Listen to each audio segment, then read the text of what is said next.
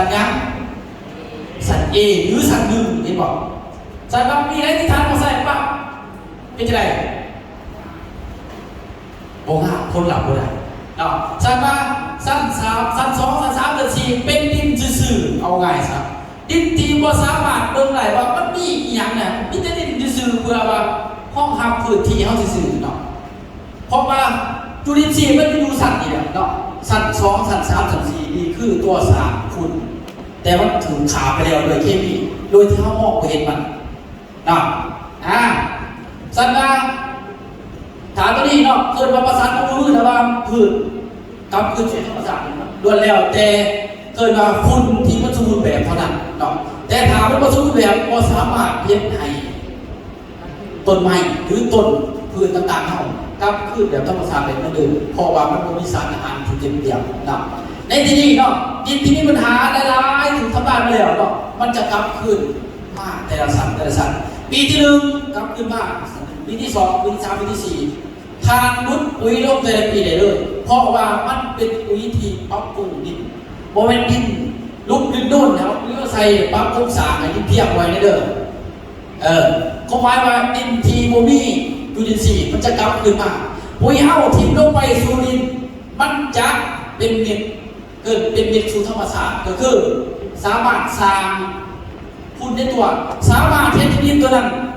ออกแห้งช่วยก็คือผลิตฝุ่นช่วยอีกระดับหนึ่งนะสัตว์ก็จะปรับจากสัตว์หนึ่งสัตว์สองสัตว์สามสัตว์สี่แล้วอยู่ใน4 ปีเอาไงเนาะดินทานจะดีขึ้นคนดับไหลดีขึ้นแต่ละปีเนาะแล้วมันได้รับสารอาหารเต็มเปี่ยมปุ๋ยเฮาน้ำมันสูนาดินมันได้อยู่120 วันกินอาหารได้120 วัน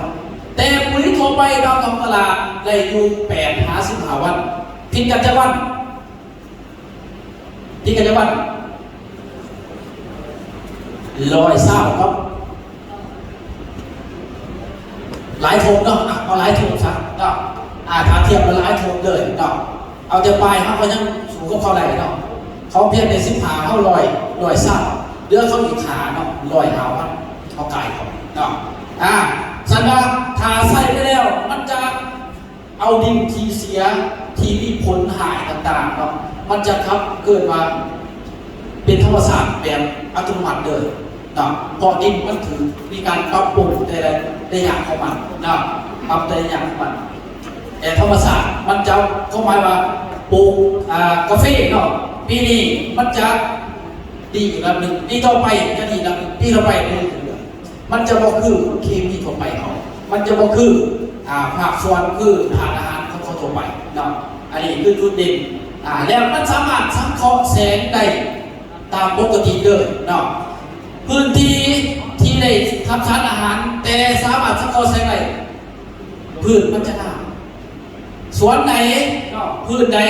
ที่บ่สามารถสังเคราะห์แสงทำแสงได้พืชนั้นจะบ่งามและบ่ได้ผลลัพธ์เนาะแต่ถ้าจะเคี้ยวกับเคี้ยวเลยจะใบโบนคนหลับเป็นคนหลับสังเกตง่ายๆครับเพราะว่าปุ๋ยตัวนี้สามารถใส่ได้แน่เนาะถามองค์ประกอบถ้าเทียบใช้ปุ๋ยทั่วไปของเขาเนาะ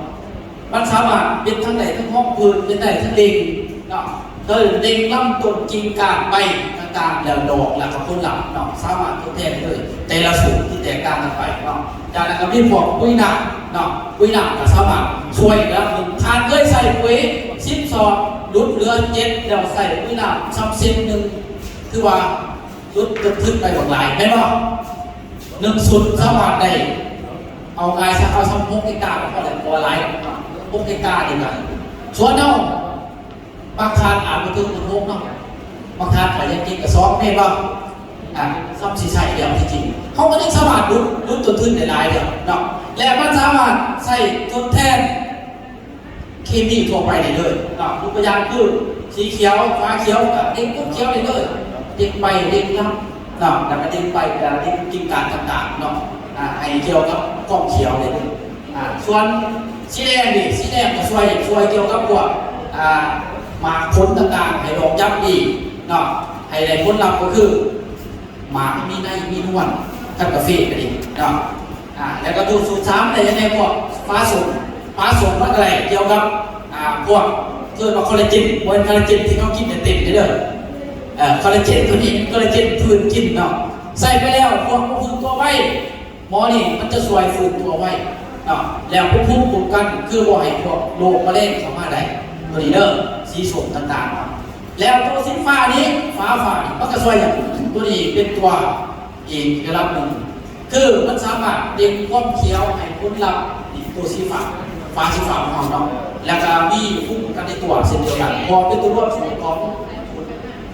เคี้ยวกับแดงเนาะเป็นตัวสูตรจริงๆเนาะเป็นเพราะฟ้าเนาะแล้วก็ตัวสุดท้ายคือตัวคอปเลยเนาะเป็นหัวเสือคือพาวเวอร์กินเนาะพาวเวอร์กินพวกแซ่แล้วบอกแล้วมันอะไรเด้อเนาะหรือว่าหมอนี่มันสามารถใส่ผสมได้ทุกตัวหมอนี่เป็นภูมิคุ้มกันหรือจะเป็นเด็กก้มเคี้ยวหรือจะเป็นเกิดว่ากินการในผลลัพธ์ต่างๆเป็นคนแต่ว่ามันขวดหน่อยขวดหน่อยแต่ว่าหลายๆได้เลยถ้าเทียบกับเฮกตาร์ก็8 เฮกตาร์เนาะเลย8 เฮกตาร์ตัวนี้ทางส้มเทียมเนาะสารบานี่ตัวนี้ทั้งหมดทั้งมวลเนาะเนี่ยปุ๋ยของเกษตรโลกนี่เป็นปุ๋ยอาหารที่ครบเสร็จเนาะอาหารหาโมทั้งหมดแบ่งรวมอยู่ในของเก่าเกษตรโลกเลยเนาะสิว่าเป็นทั้งเม็ดเป็นทั้งหนักเป็นร่วมสูตรนี่เลยเนาะตามตรงตลาดนี่ยักษ์สูตรเนาะแมนหมอนี่เอามารวมกันในทุกอย่างเลยเนาะแต่ของเราเป็นผ่านผลวิจัยต่างๆของกรมทะเบียนคุณเนาะที่เขาทำจากผักหลักเขาบอกว่าเป็นเม็ดเป็นหนักต่างๆเนาะแต่สิ่งที่น้องทำเบิร์นเนาะเป็นการเคยว่าผ่านกรมทะเบียนคุณทุกตัวเลยเนาะและก็มีสารอาหารที่ครบเสร็จเนาะที่เราเพิ่มเส้นออกมาจากกลุ่มทะเบียนภูมิที่ชัดเจนอยู่เนาะสันบาในหมู่บ้านเท่าการได้น้ำใส่เรียกว่าสักว่าจะเป็นกาแฟว่าจะเป็นเขาว่าจะเป็นหมากไม้หรือพืชพักต่างๆก็เพิ่มไปน้ำใส่พวกของเรามี17 ถาดสารอาหารที่แตกต่างกับทั่วไปเขาของเขามี17 ถาดของเขามีอยู่3 ถาดพิจารณาถาด14 ถาดเนาะเขามีอาหารที่สมบูรณ์แบบ14 ถาดที่หลายกว่าเขาเนาะสันว่าเวลาวันต้องไปปั๊บทานมาตรงยากด้วยว่ามันสิได้กินบ่มันสิมีอาหารที่สมบูรณ์ให้แก่เพื่อนนะบ่หมอเนี่ยเขาจะลงไปใช้ในตัวนั้นแม่นได้กินอาหารครบเลย120 วันเต็มที่ดีบ่ถึงทุกนั้นอ่ะด้วยอย่างไรแต่3 ถาดที่บ่ล่ะเอาแต่15 วันบ่หรืออย่างไรตัว15 วันพอบ่นี่คือจุดแตกต่างด้วยกันเนาะปุ๋ยทำตลาดดีบ่ดีคือกันดังแต่ว่ายังบ่ทันดีพอยังบ่ทันดีพอแสดงว่าเฮาควรเลือกในสิ่งที่ดีเพราะว่าไผกิน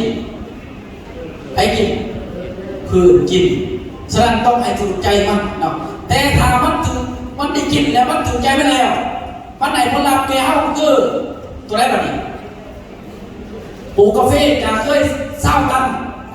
เพิ่มจาก20ก็เป็น30-40 ดีวะนี่คือผลลัพธ์ที่มันให้แก่เราเนาะแต่ถ้าเวลาไม่มากินบ่ถึงใจมันจาก20 ตันเหลือ10 ตันแล้ววะหรือว่าจะ10 พวกเราอีกเนาะนะก็คือก็หมายว่าการที่เฮาจะให้อาหารแก่ผู้อื่นนะต้องเบิ่งเนาะว่ามันกินไปแล้วมันจะให้โทษหรือให้คุณเนาะถ้าไม่ได้โทษเขาควรตัดทิ้งเพราะว่าเวลาเขามันขาดสมดุลแก่ลูกแก่หลานในอนาคตเนาะแสดงว่าถ้ามันได้ผลลัพธ์เนาะมันให้คุณแสดงว่าเขาให้กิโลบ่ต้องเสียเนาะเพราะว่ามันมีองค์ประกอบที่ครบเสร็จหมดแล้วเนาะที่ท่านบางการเพิ่นก็ย่อมทำเขาอยู่แล้วอย่างเช่นปุ๋ย1630ตามท้องตลาดทุกนี้แม่นนอนอยู่ในกระสอบ9%โลครับหมอนี่46.0ตามท้องตลาดแม่นนอนอยู่ในกระสอบนี้ครับ16.88ตามท้องตลาดแม่นนอนอยู่ในกระสอบนี้ครับ9%หรือ15สูตรเสมอคือการนอนอยู่ในกระสอบของ9%ครับดีกว่าทานมาแล้วนี่เข้าควรเลือกสิ่งที่ดีให้มันกินเพราะว่ามันใส่ผลลัพธ์และให้ความพอใจแก่เฮาเช่นเดียวกันเนาะอันนี้แม่นพัดโกของเฮาเนาะก็คือสรรหาแต่สิ่งที่มาแก้ไขปัญหาแก่เฮาเนาะบ่แม่นโทษมีแต่ประโยชน์เท่านั้นเนาะสิเป็นด้านเกิดว่าสุขภาพก็ดีแล้วล่ะสิเป็นด้านธุรกิจก็ดีแล้วเนาะสิเป็นผลลัพธ์ต่างๆแก่ผู้อื่น ดีแล้วและการดิ้นทุกท่านจะดีขึ้นแต่ละปีนี่เนาะคือการใส่ต่อเกษตรของเราเนาะที่ว่าเซนเจนแน่นอนทุกท่านเนาะมีแต่ใครอยากลองมึงอยากน้ำใส่มึงกูยังไม่เคยเนาะกลับไปลองพิจารณาในของเขียนของเราเนาะคือว่าในทุกมุ้งม้วนเนาะตามของตลาดเป็นกองดีๆนี่กระสอบของเราเลยทุกท่านนี่เป็นการดีเนาะเป็นการเดิมบริบอกซื้อเดิมเป็นการซื้อเนาะเบิ่งเอากายอย่างนี้เนาะจากคำพิเศษเนาะผู้เยาว์นี่ยังดีกว่านี่เป็นฮิวเมดเนาะฮิวเมดเป็นสารอาหารเป็นธาตุอาหารที่พืชต้องการอีกธาตุหนึ่งและทุกปุ๋ยในปัจจุบันนี้ต้องมีให้มีเนาะบริษัทไหนที่มีความเสี่ยงแน่นอนเนาะมีความเสี่ยงแน่นอนแสดงว่าก่อนที่มีตัวนี้เขาเลยมันต้องเลยผ่านคือเก่าเลยผ่านเขาเรียกว่ากลุ่มของเขาเนาะที่ห้องทำได้เนาะแสดงว่าพันโกเขาเป็นตัวนี้เขามาฮิวเมนมันสามารถปรับปรุงโครงสร้างดินสังเคราะห์แสงเนาะพื้นที่ที่ปลูกพืชปั๊บเนาะหมอนี่จะไปช่วยปรับปรุงโครงสร้างกดดันสูงเข้มดึงเข้ามาเนาะเอาหมอนี่ไปเก็บ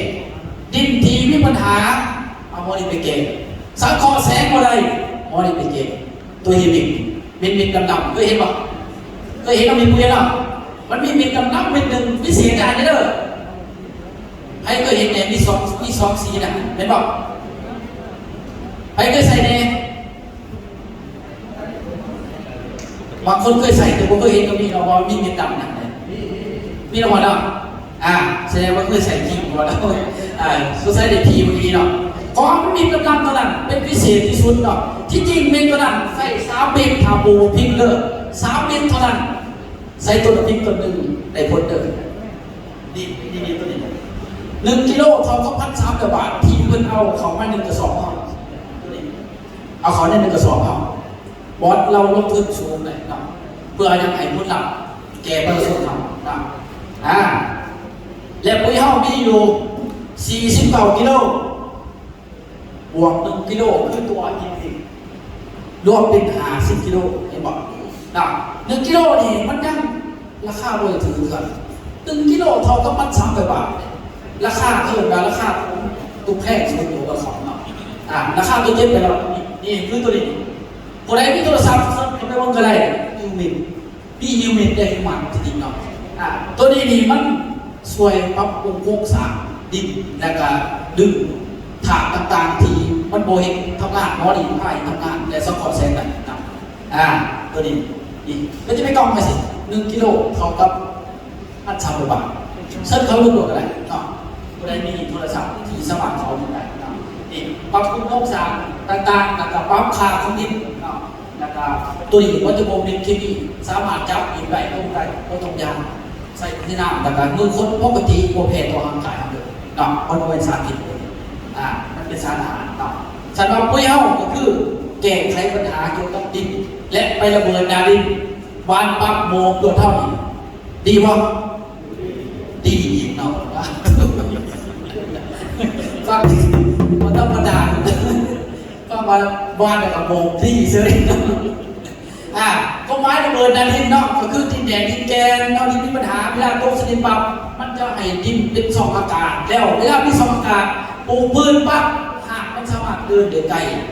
ถ้าหากเดินได้ไกลมันสามารถเห็นให้พืชตัวนั้นและรับแสงเต็มที่รับแสงเต็มที่แสดงว่าพืชมันจะสมบูรณ์ใหญ่ตามปกติให้ดอกตามปกติให้หมากตามปกติเนาะและก็ความสมบูรณ์แบบของผลลัพธ์ชัดเจน100%เนาะสอนแซมมีปัญหาให้อาหารพื้นที่แบบชุ่มแบบบาสักเนาะเมนร่วมปุ๋ยตุยแหละร่วมปุ๋ยตุยของเก่ามาเสียด้วยถามว่าใส่ตัวยังไงเนาะเขาก็ได้เนาะ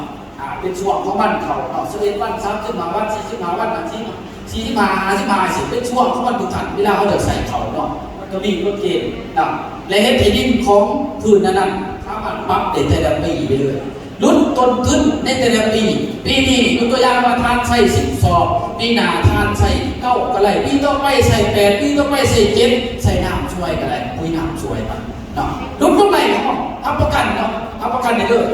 ปีนี้ทานเคยใส่10 ซองปีหน้าลดใส่9ก็ไรหรือ8เนาะแต่ว่าเขาซื้อขายปุ๋ยน้ำเข้าไปช่วยมันเชียร์ต้นทุนเขาลดลงและมันเห็นไทย เกินมาผลลัพธ์เข้าคือจากไร10 ตันจะเกิดจาก10 ตันก็เป็นอาจจะเป็น15 ตัน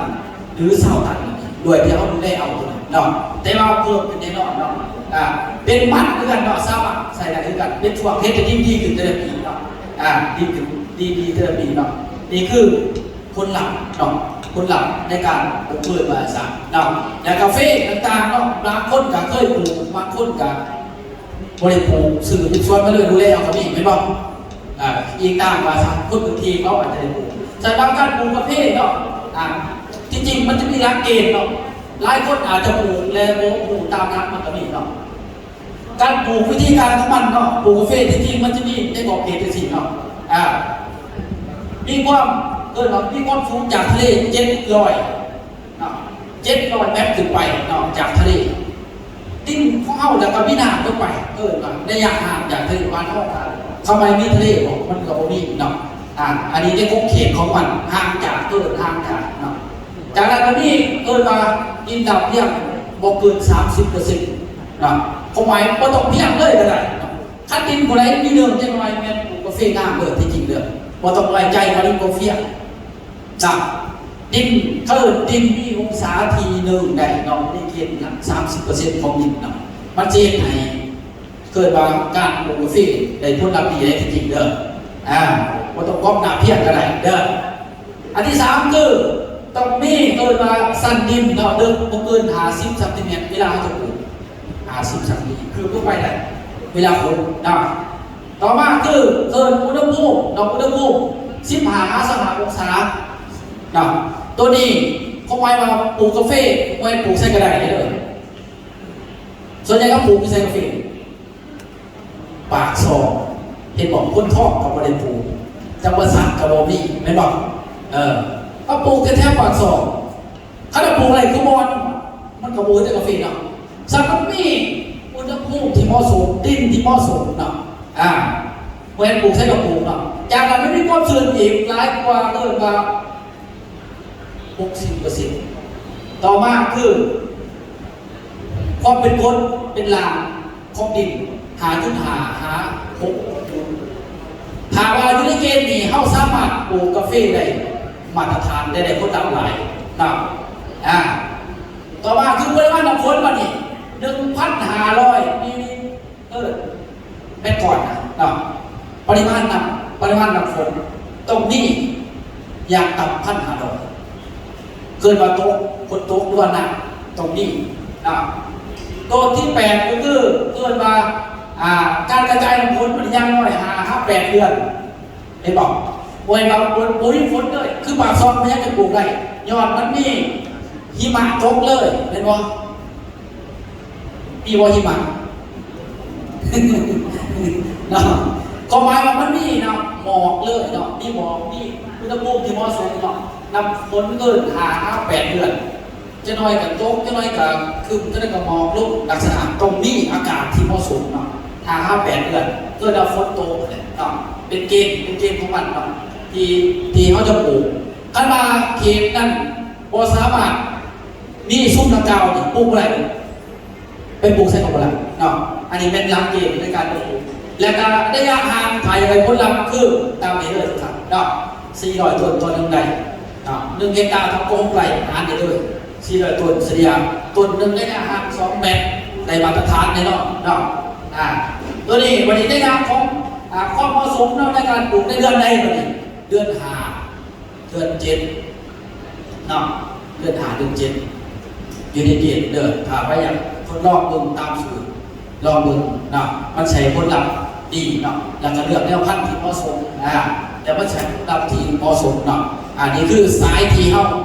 ได้ไปกวดเบื้องที่กาแฟที่ในการมีปลูกต่างๆเกิดขึ้นตามเกิดว่าปากซองเนาะแล้วก็ไปเมื่อก่อนเขาไปสดๆนอนทุกท่านเนาะไปเบื้องกาแฟจนในเอาไม้ขับเอาในกาแฟเนาะอันนี้เป็นทีมงานเนาะมีแต่ผู้หน้าตาดีๆได้ไปคัดเอาทุกคนหน้าตาดีๆไปลงพื้นที่เนาะอะไรมีทั้งประธานแน่เนาะมีคณะของเขาแน่ๆที่ไปเบิ่งนั่นเนาะนี่เป็นเดี๋ยวมึงภาพบรรยากาศจริงเนาะที่ทั้งเขาประจอบไปเสียงว่าใส่มาไหน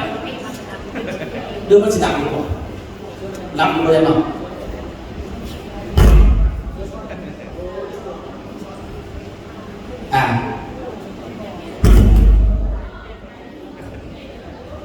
เห็นกันตื่นเลยอยู่เล่นกันตื่นเนาะเข้ามาสมัครเนาะกาแฟเนาะที่ว่าเพิ่นได้มีมากได้ใส่ปุ๋ยเฮาว่าซะได้ใส่ปุ๋ยเฮาได้เนาะเนี่ยมื้อนี้เพิ่นก็มากันมื้อนี้เนาะมื้อนี้เพิ่นก็มาเนี่ยนี่คือได้3ถาดเพิ่นก็มาเนี่ยมาหน้ามื้อนี้จนสวนเนาะจนได้เอาไม้ค้ำออกเรื่องจริงตัวนี้เนาะประธานเพิ่นก็ไปเนาะวันผู้ปกครองผู้ปกครองน้องหลวงผู้ใดมีพี่น้องจะลองถามผมเด้อหรือว่าเบิ่งเลยมีทีมงานเข้าพาไปเนี่ย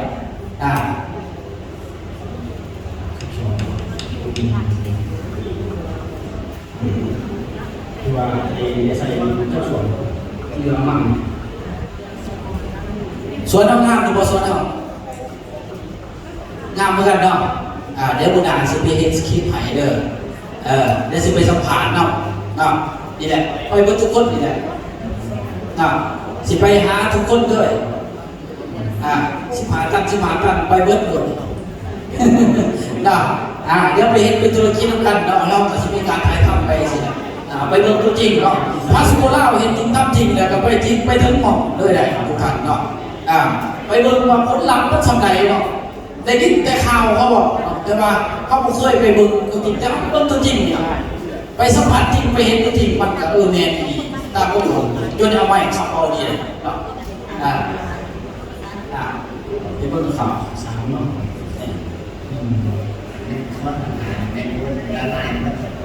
แต่คือได้ยินข่าวว่าท่านได้ยินข่าวว่าท่านทีมงานเพิ่นได้ไปเอากาแฟไปกวดได้มีการประกวด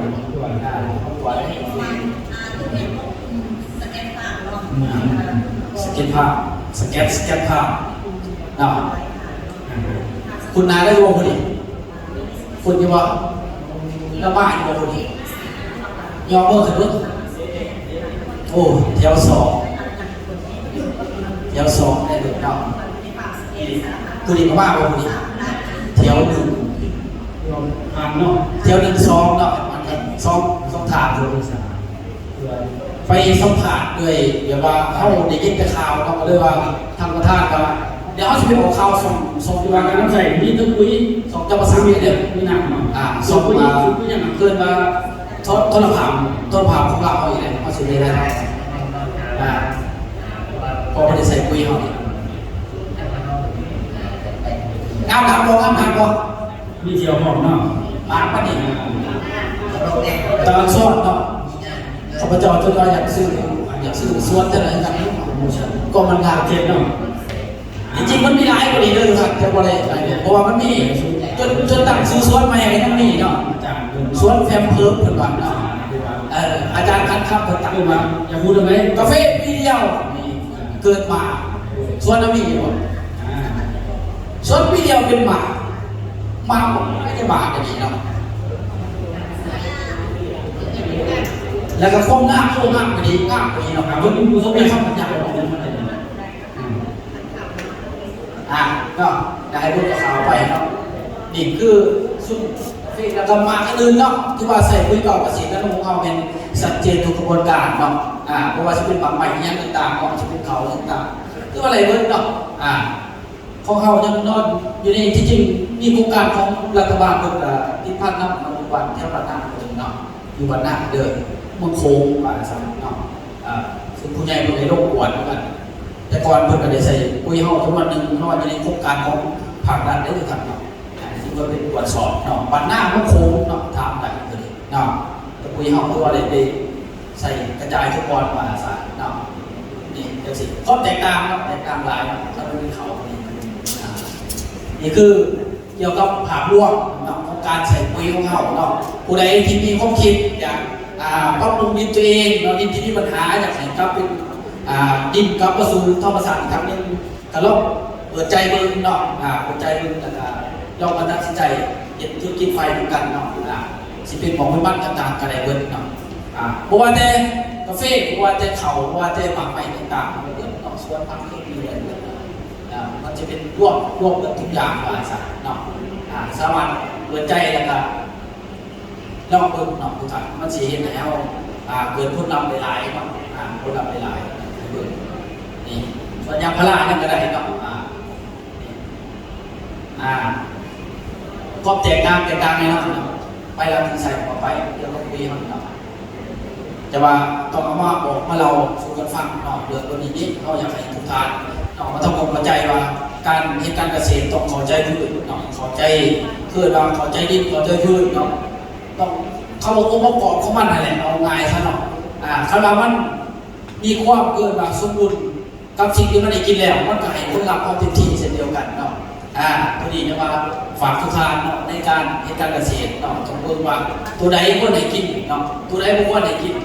ถ้าตัวใดมันกินแล้วไม่มีปัญหาจะให้กินอยู่เพราะว่าเขามักง่ายเนาะพอเขาบ่ได้กินเด็ดพืชได้กินทิ้งไปมันเลยยามันปีอะไรเนี่ยแต่ว่าผลลัพธ์เขาเสียไปแต่ละปีนั่นคือเฮ็ดให้เขาเสียเวลาในการปลูกเนาะในการเฮ็ดการเกษตรเนาะนี่ฝากไว้ทุกท่านเนาะนี่คือปุ๋ยเก่าเกษตรของเขาคือปุ๋ยร่วมสูตรทั้งหมดเนาะตามท้องตลาดที่มีเอาง่ายๆเนาะเพราะว่าจะเป็น16 90 46เนาะ16 88 15เป็นองค์ประกอบทั้งหมดที่มีแม่นรวมในจุดเดียวเราเนาะและให้ผลลัพธ์ดีขึ้นแต่ละปีปรับปรุงโครงสร้างเฮ็ดให้ดินที่มีผลลัพธ์สมเข้มถ้าปุ๋ยเขาลงไปปรับมันสามารถเฮ็ดจุลินทรีย์เนาะจุลินทรีย์นั่นสามารถอยู่นำและผลิตคุณได้อีกระดับหนึ่งแล้วดินเฮาจะกลับคืนมาสู่ธรรมชาติอีกเทื่อนึงเนาะแสดงว่าคนเคยใส่เวยันเข้าไปจาก10มาเป็น15หรือ20แต่ใส่ของเฮามันสามารถตัดตัวลงแต่ละปีได้เนาะลดต้นทุนเพิ่มผลผลิตและมีกำไรในแต่ละปีดีบ่ทุกท่านมาได้นี่เอา8 วันหรือเอา120 วันอาหารอยู่103 วันทุกท่านสามารถตัดสินใจได้เพราะว่าพืชเป็นปูกินและให้ผลลัพธ์ที่เฮาพืชได้ผลลัพธ์ดีมันได้วิตามินครบเฮาก็ได้มีขึ้นแม่นบ่แต่ถ้าให้กินแล้วพืชบ่ให้ผลลัพธ์ที่เกิดมาผลบอกให้เฮามีแต่เพียงมีแต่แมลงเข้ามาทานได้ขึ้นบ่ได้หน่อยลงอะไรกันได้หน่อยลงฉันว่าเฮาตัดสินใจถือในตอนนี้อนาคตเขายิ่งดีขึ้นไปเรื่อยๆเนาะดีฝากไปทุกท่านเนาะตัดสินใจในการเฮ็ดการเกษตรต้องตัดสินใจให้มันถึงต้องเพื่อยังเพื่อเฮ็ดธุรกิจในอนาคตเท่าให้มันได้สมบูรณ์เคียงคู่กันไปเนาะอันนี้ฝากไว้ทุกท่านให้เบิ่งแล้วถ้าเรื่องการเฮ็ดการเกษตรที่ทั้งเฮาได้สื่อสารให้ทุกท่านได้เบิ่งได้เห็นเนาะว่าความตัดสินใจในมื้อนี้เพื่อคนดับในมือหนาแบบใดเนาะอันนี้เป็นการสื่อสารที่ข้าพเจ้าอยากให้ทุกท่านไปวิเคราะห์คืออีกทีหนึ่งเนาะส่วนกับวิแต่ประมาณนั้นทุกท่านเนาะสวัสดิ์ในที่ข้าพเจ้าสื่อสารดีก็คืออยากให้ทุกท่านได้รู้ว่าการเฮ็ดการเกษตรเป็นบ่อเกิดแห่งธุรกิจแน่นอนในอนาคตเนาะประมาณนั้นเนาะ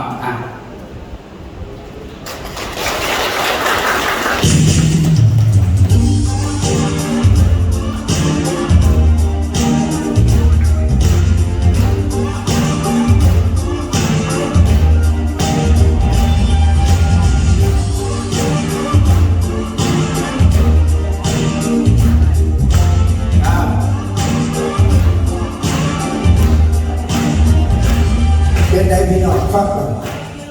ตาใส่เฮ็ดปุ๋ยเฮาถ้าผู้ใดใส่ปุ๋ยเก่าเกษตรโลกผมบอกกันเลยว่ามีแต่รวยกับรวยคันจะทุ่มมันไปใส่ปุ๋ยที่อ่อนอื่น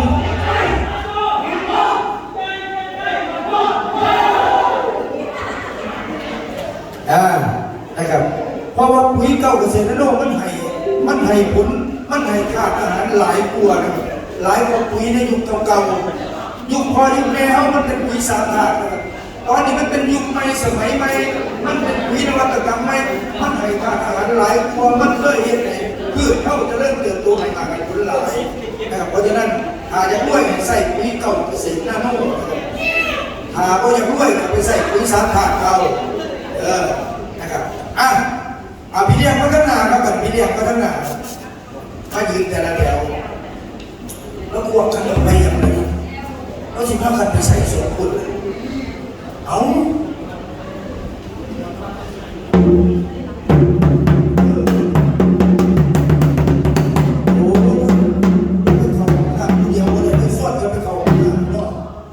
อตกใจเบิดที่วันที่15กันไปใส่ในวันที่15กันเมื่อน่ะโอ้ยเสียดายเดี๋ยวสิเด็กนั้นกินกาแฟให้เวลาในการกินกาแฟ10 นาทีนะครับเดี๋ยวไปรับกาแฟรับขนมเลยครับไปเอาจอกอยู่ทั้งลุงเด้อให้เวลากินกาแฟ10 นาทีครับท่านต้องคืนมาให้ทันเวลาตอนนี้เวลาเท่าไหร่ล่ะ3 โมงเช้าเอาต้องพอกัน3 โมงเท่าไหร่30นะครับ3 โมง 30พอกันเด้อกุมภาไปตอนนี้เหลืออยู่9 นาที9 นาทีจะไปกันละแถวง่วงก็ให้บอกเขาว่าได้ไหมเราไม่จะไปก็ได้เหลือ9 นาทีได้กาแฟได้ขนมกับลงรางเลยครับลงรางเลยแถวสตีไปรับกาแฟรับขนมเด้อเหลือ8 นาทีเฝ้ากินเฝ้าคนเหลือ8 นาทีกลุ่ม3ไปเหลือ7 นาที